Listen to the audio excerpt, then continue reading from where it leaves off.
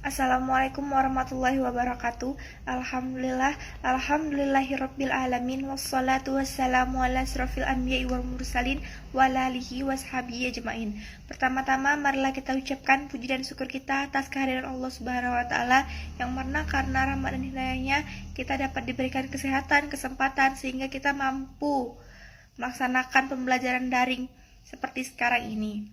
Langsung saja kepada Ibu dosen Bahasa Indonesia yang terhormat dan teman-teman saya sekalian, hadirnya saya di sini untuk menjelaskan hasil kerja kami dari kelompok 9 yang akan dibawakan oleh saya, Siti Nurhaliza sebagai moderator, dan rekan-rekan saya yaitu Salsabila Hayati Saidah sebagai presentator pertama dan Lutfia Zahra sebagai presentator kedua.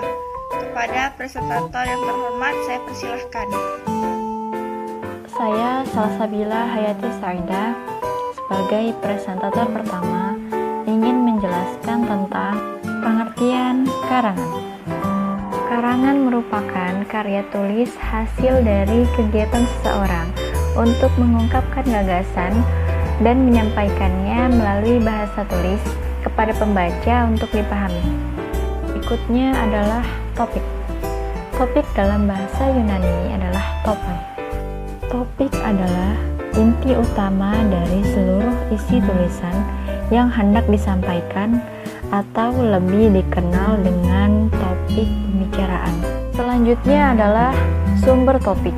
Pertama, pengalaman pribadi. Yang kedua, hobi dan keterampilan. Yang ketiga, pengalaman pekerjaan. Yang keempat, ada pelajaran sekolah atau kuliah. Yang kelima, pendapat pribadi. Yang keenam, peristiwa hangat. Ketujuh, masalah abadi. Yang kedelapan, kejadian khusus. Yang kesembilan, minat khalayak. Selanjutnya tema. Tema merupakan suatu gagasan pokok atau ide pikiran tentang suatu hal. Salah satunya adalah membuat tulisan. Ciri-ciri tema.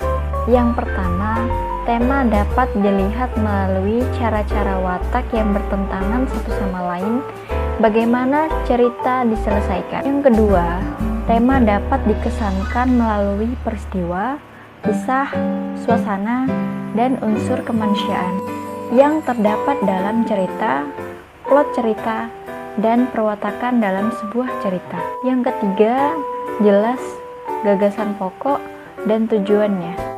Yang keempat, gagasan pokok rinci, dan yang kelima, rincian diurutkan secara logis. Selanjutnya, sumber tema. Yang pertama, sumber dari pengalaman kita ataupun orang lain. Yang kedua, sumber-sumber pengamatan. Yang ketiga, sumber-sumber imajinasi. Yang keempat, hasil dari penalaran kita.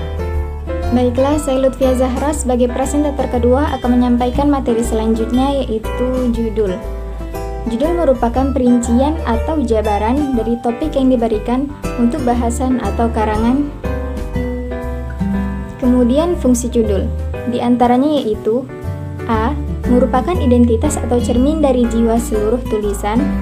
B. Temanya menjelaskan diri dan menarik sehingga mengundang orang untuk membaca isinya. C.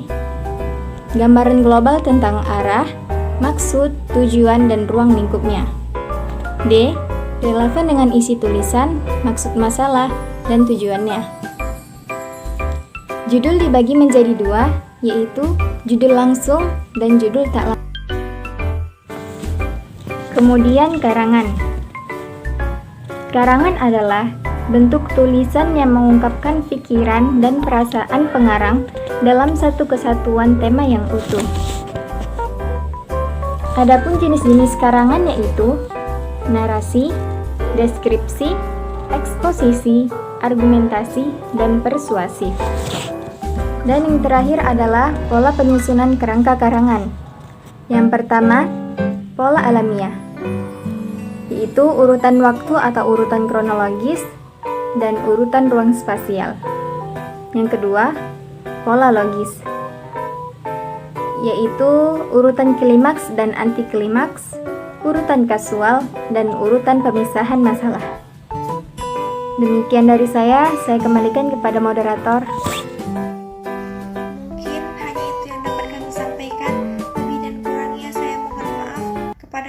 saya mohon ampun. Nun wal qalami wa ma yasturun fastabiqul khairat. Assalamualaikum warahmatullahi wabarakatuh.